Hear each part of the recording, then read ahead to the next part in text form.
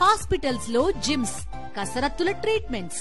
పూర్తి వివరాలకు చదవండి రేపటి సాక్షి దినపత్రిక. చంద్రబాబుది ఎంతటి వంచనా శిల్ప చాతుర్యం! సకిని మామ అనేవాడు బతికే ఉంటే బాబు చతురత ముందు మోకరిల్లి పొర్లుదండాలు పెట్టి ఉండేవాడు. జగన్ తిరుమల దర్శనానికి వెళితే పెద్ద ఎత్తున అల్లరి జరగాలి, ఆయన మీద రాళ్లు రువ్వాలి, దాడులకు తెగబడాలి. అందుకు ఏర్పాట్లు కూడా జరిగిపోయాయి. వేలాది మందిని సమీకరించి పెట్టుకున్నారు. వైఎస్ఆర్సీపీ వాళ్లను గృహ నిర్బంధం చేశారు. జగన్ యాత్రకు అనుమతి లేదని పేర్కొంటూ ఆ పార్టీ కార్యకర్తలకు నోటీసులు కూడా ఇచ్చారు.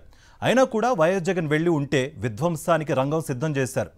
అందుకు నెపాన్ని కూడా ఆయనపైనే వేయడానికి స్క్రిప్ట్ కూడా రెడీ చేశారు. పరిస్థితిని గమనించిన జగన్మోహన్ రెడ్డి పర్యటన వాయిదా వేసుకున్నారు. తిరుమలలో డిక్లరేషన్ ఇవ్వడం ఇష్టం లేకనే జగన్ వెళ్లలేదనే ప్రచారం ప్రారంభించారు. ఈ ప్రచారానికి సాక్షాత్తు ముఖ్యమంత్రి నాయకత్వం వహించారు. తన 100 రోజుల పాలనా వైఫల్యాల నుంచి జనం దృష్టిని మళ్లించడానికి తిరుమల లడ్డూ ప్రసాదంలో వాడే నెయ్యి కల్తీ జరిగిందని చంద్రబాబు అభూత కల్పన సృష్టించారు. నిజానిజాలు నిలకడ మీద తేటతెల్లమవుతున్నాయి. దేవస్థానం మార్కెటింగ్ విభాగం వారి నాణ్యతా పరీక్షలను దాటుకుని ప్రసాదం తయారీ చెంతకు కల్తీ నెయ్యి వెళ్లే పరిస్థితి అక్కడ ఉన్న వ్యవస్థలో ఉండదు. అందువల్లనే కొన్ని డజన్ల పర్యాయాలు కల్తీ నెయ్యి ట్యాంకర్లు వెనక్కు మళ్లాయి. అట్లా వెనక్కు పంపిన ట్యాంకర్లలోని ఒక శాంపిల్ ని గుజరాత్ లో ఉన్న ఎన్డీడీబీ ల్యాబ్ కు టీటీడీ పంపించింది. మైసూర్లో ఉన్న కేంద్ర ప్రభుత్వ ల్యాబ్ కు పంపించే సంప్రదాయానికి భిన్నంగా ఈసారి గుజరాత్ కు పంపించారు. పంపించడానికి ఒకరోజు ముందు ఎన్డీడీబీ చైర్మన్, మాజీ చైర్మన్లతో టీటీడీ ఈవో ప్రత్యేకంగా సమావేశమయ్యారు.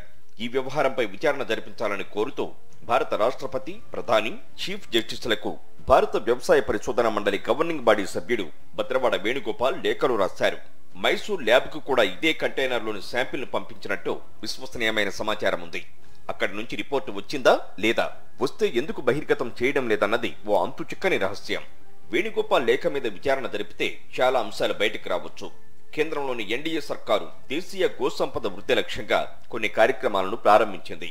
కానీ ఎన్డీడీబీ చైర్మన్, మాజీ చైర్మన్లు ఆ కార్యక్రమాలకు తూట్లు పొడుస్తూ సంకరజాతి జెర్సీ ఆవులను ప్రోత్సహించారని కూడా వేణుగోపాల్ ఆరోపించారు. తమిళనాడుకు చెందిన ఏఆర్ డైరీ వారు సరఫరా చేసిన నెయ్యికి సంబంధించి ఈ వివాదమంతా జరుగుతోంది. వారు ఆన్లైన్ టెండర్లో పాల్గొని కేజీ నెయ్యికి 319 రూపాయలు కోట్ చేసి L1 గా వచ్చినందువల్ల ఆనవాయితీ ప్రకారం 65% నెయ్యి సరఫరా కాంట్రాక్టును ఆ డైరీకి అప్పగించారు. ఏపీలో చంద్రబాబు అధికారంలోకి వచ్చిన జూన్ నెలలోనే వారు నెయ్యి సరఫరాను ప్రారంభించారు. ఈ నెయ్యి ధర మీద ముఖ్యమంత్రి చంద్రబాబు తీవ్రమైన అభ్యంతరాన్ని, ఆగ్రహాన్ని వ్యక్తం చేశారు. అంత తక్కువ ధరకు మంచి నెయ్యిని ఎట్లా సరఫరా చేస్తారన్నది ఆయన ప్రశ్న. డైరీ నిర్వాహకులు చెప్తున్న లెక్కల ప్రకారం ఆవు పాల సేకరణ ధర 35 రూపాయల లోపు ఉంటే 300కు కిలో చొప్పున నాణ్యమైన నెయ్యిని సరఫరా చేయడం అసాధ్యమేమీ కాదు. తమిళనాడు, కర్ణాటక రాష్ట్రాల్లో ఆవు పాల సేకరణ ధర అంతకంటే తక్కువగానే ఉంది. కనుక ఏఆర్ డైరీ కోట్ చేసిన ధర అభ్యంతరకరమైనదేమీ కాదని డైరీ నిర్వాహకుల అభిప్రాయం. ఏఆర్ డైరీని ఆపేసిన తర్వాత పిలిచిన టెండర్లలో యూపీకి చెందిన ఆల్ఫా ఫుడ్స్ అనే డైరీ L1 గా నిలిచింది. వాళ్లు 475 కోట్ చేశారు. పద్ధతి ప్రకారం L1 గా ఉన్న ఆల్ఫా ఫుడ్స్ 65% సరఫరా కాంట్రాక్టును, L2 గా ఉన్న నందిని డైరీ వారు 35% సరఫరా కాంట్రాక్టును దక్కించుకున్నారు. నందిని డైరీ లోగోలోనే సంకరజాతి జెర్సీ ఆవు బొమ్మ ఉంటుందని, వాళ్లు సరఫరా చేసేది దేశీ ఆవు నెయ్యి కాదని స్వదేశీ గో ఉద్యమకారులు అభ్యంతరాలు చెప్తున్నారు. ఇది మరో చర్చనీయాంశం. ఇక L1 గా ఉన్న ఆల్ఫా ఫుడ్స్ డైరీ ప్లాంట్ కు తిరుపతి సుమారు 2000 కిలోమీటర్ల దూరంలో ఉంది. ఇంత దూర భారాన్ని మోస్తూ అక్కడి నుంచి వాళ్లే సరఫరా చేస్తారా, లేక అదే పేరుతో స్థానిక డైరీలు ఏవైనా ఆ పని చేస్తాయా అనే చర్చ కూడా జరుగుతోంది. ఆల్ఫా డైరీ అనేది అన్లిస్టెడ్ కంపెనీయే కనుక అదేమీ అసాధ్యమైన వ్యవహారం కాదు. ఇక్కడ ఇంకొక విచిత్రమైన విషయం ఏంటంటే, నెయ్యి నాణ్యత మీద చంద్రబాబు ఆరోపణలు చేస్తున్న రోజున, అంటే సెప్టెంబర్ 19న ఆయన కుటుంబ యాజమాన్యంలోని హెరిటేజ్ డైరీ షేరు విలువ 565. సరిగ్గా వారం రోజుల్లో సెప్టెంబర్ 27 నాటికి అది 635 దాటింది. మొత్తంగా చూస్తే వారం రోజుల్లో హెరిటేజ్ సంపద 600 కోట్లు పెరిగింది. ఇది యాదృచ్ఛికమేనా? ఇక డిక్లరేషన్ విషయానికి వస్తే, శ్రీ వెంకటేశ్వర స్వామి ఆలయానికి సంబంధించిన ఆధారాలు సుమారు 1500 ఏళ్ల క్రితం వరకు చరిత్రలో మనకు కనిపిస్తున్నాయి. తిరుమలలో అన్యమతస్థులకు ప్రవేశం లేదని కానీ, వారు డిక్లరేషన్ ఇస్తే తప్ప ప్రవేశించడానికి వీల్లేదని కానీ ఎన్నడూ లేదు. ఈ డిక్లరేషన్ వ్యవహారం 1987లోనే ప్రారంభమైంది. అన్యమతస్థులు శ్రీ వెంకటేశ్వరునిపై భక్తి విశ్వాసాలు ఉన్నాయని ప్రకటిస్తూ ఒక ఫామ్ పై సంతకం చేసి వెళ్లవచ్చునని నిబంధన తీసుకొచ్చారు. ఇదో అర్థం లేని నిబంధన. ఎవరైనా దేవుణ్ణి ఎందుకు దర్శించుకుంటారు? ఆ దేవునిపై భక్తి విశ్వాసాలు ఉంటేనే కదా. తిరుమలేశ్వరుని దర్శనానికి రోజుకు సుమారు 500 నుంచి 1000 మంది వరకు అన్యమతస్థులు వస్తుంటారనే ఒక అంచనా. వారంతా అత్యంత భక్తి విశ్వాసాలతో తిరుమల దేవస్థానం నిర్ణయించిన సంప్రదాయ డ్రెస్ కోడ్ ను పాటిస్తూ దర్శనం చేసుకుంటారు. అంతే తప్ప రోజుకు ఒక్క డిక్లరేషన్ కూడా రాదు. డ్రెస్ కోడ్ ను పాటించినంత వరకు దేవస్థానం సిబ్బంది కూడా ఎవరిని డిక్లరేషన్ అడగదు. గత 2 రోజులుగా బీజేపీ, టీడీపీ, జనసేన కూటమి చేస్తున్న హడావిడి విచిత్రంగా ఉంది. స్వామివారి వెండివాకిలి చెంతనున్న బీబీ నాంచారమ్మమూర్తిని కూడా రోజుకోసారి డిక్లరేషన్ ఇవ్వాలని ఈ సరికొత్త హిందూ భక్తులు డిమాండ్ చేస్తారేమోనన్న అనుమానం కూడా వస్తోంది. జగన్మోహన్ రెడ్డి ఆంధ్రప్రదేశ్ కు మాజీ ముఖ్యమంత్రి. ఆ హోదాలో 5 ఏళ్ల పాటు బ్రహ్మోత్సవాల సందర్భంగా స్వామివారికి పట్టు వస్త్రాలు సమర్పించారు. అంతకుముందు కూడా 6-7 సార్లు స్వామి దర్శనం చేసుకున్నారు. చంద్రబాబు ముఖ్యమంత్రిగా ఉండగా కూడా దర్శించుకున్నారు. ఆయన చరిత్రాత్మక పాదయాత్రను ప్రారంభించడానికి ముందు, ముగించిన తర్వాత కూడా కాలినడకన వెళ్లి వెంకటనాథుని దర్శనం చేసుకున్నారు. ఇంతకంటే విశ్వాస ప్రకటన ఇంకేముంటుంది? కాగితం మీద రాసి సంతకం పెట్టి తీరాలనడం వితండవాదం కాక మరేమిటి? ఈ దేశంలో మరే ఆలయంలోనైనా, మసీదులోనైనా, చర్చిలోనైనా, గురుద్వారాలోనైనా ఇటువంటి పట్టింపులు ఉన్నాయా? మతం పేరుతో చేసే ఈ రకమైన పిడివాదనలను 130 ఏళ్ల కిందనే స్వామి వివేకానందుడు ఈసరించుకున్నారు. మతం అనేది పుస్తకాల్లో, ఉపన్యాసాల్లో, సంస్థలు పెట్టుకునే నియమ నిబంధనల్లో ఉండదు.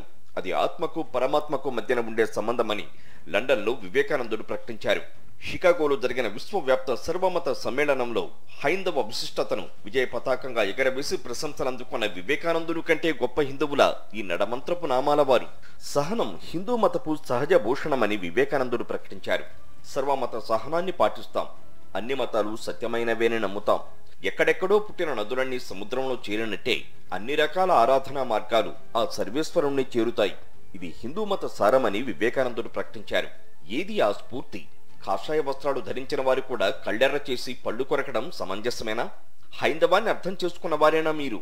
లేక రాజకీయం కోసం, పబ్బం గడుపుకోవడం కోసం మతరంగు పులుముకున్నారా?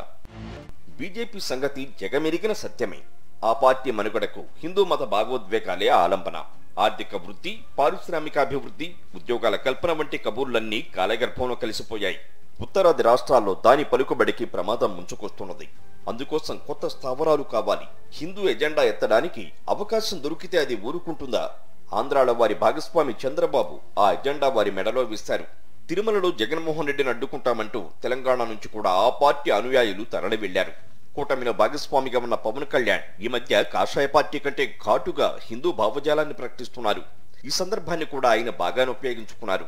సనాతన ధర్మ పరిరక్షణ బోర్డు కిందకు ఆలయాల పరిపాలనను తీసుకురావాలనే డిమాండ్ కూడా చేశారు. ఇది ఎప్పటి నుంచో ఆర్ఎస్ఎస్ పరివారం చేస్తున్న డిమాండే.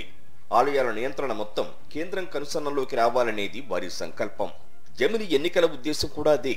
రాష్ట్రాల స్థాయిని తగ్గించి కేంద్రీకృత అధికారాన్ని పాదుగొల్పడం వారి ఎజెండా. అందుకోసం ఈ దేశంలోని బహుళత్వాన్ని, భిన్న సంప్రదాయాలను కొనసాగించడానికి, గౌరవించడానికి వారు ఇష్టపడరు.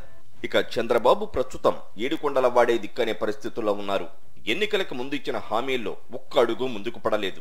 వార్షిక బడ్జెట్ కూడా ప్రవేశపెట్టాలని ఏకైక రాష్ట్ర పాలకుడిగా ఇప్పటికే అపఖ్యాతి పాలయ్యారు. వరదల నియంత్రణ కోసం పాటించవలసిన కనీస పాలనా పద్ధతులను కూడా పాటించలేక విజయవాడ మునకకు కారణమయ్యారు. విద్య, వైద్య రంగాల్లో వైఎస్ జగన్ ప్రభుత్వం ప్రారంభించిన సంస్కరణలను ఆయన అటకెక్కించారు. గ్రామ స్వరాజ్యానికి తూట్లు పొడిచారు. 4 నెలలు నిండక ముందే జనంలో ఈ ప్రభుత్వంపై తీవ్ర వ్యతిరేకత కనిపిస్తోంది. జనం దృష్టిని మళ్లించడానికి తిరుమల లడ్డూపై ఒక కల్పిత కథను సృష్టించారు. దాని చుట్టూనే రాజకీయాలు తిప్పి గట్టెక్కాలని ప్రయత్నిస్తున్నారు. ఆయన ఎంచుకున్న మార్గం చాలా ప్రమాదకరమైనది. భారీ మూల్యం చెల్లించవలసి రావచ్చు.